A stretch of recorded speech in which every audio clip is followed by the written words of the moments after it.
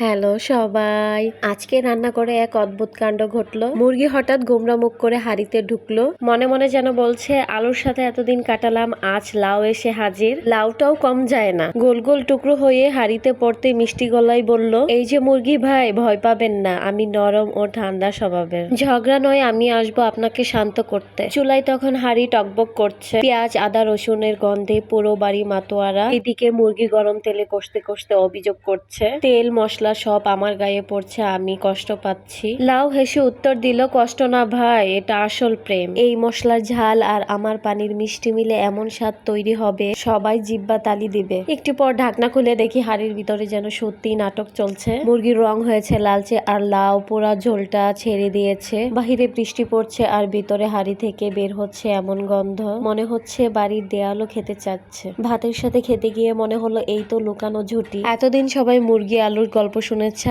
আর এখন লাউ মুরগির গল্প শোনা উচিত। তো ভিউয়ার্স, আমার ভিডিওটা যদি ভালো লেগে থাকে তাহলে লাইক কমেন্ট শেয়ার করবেন। ধন্যবাদ সবাইকে।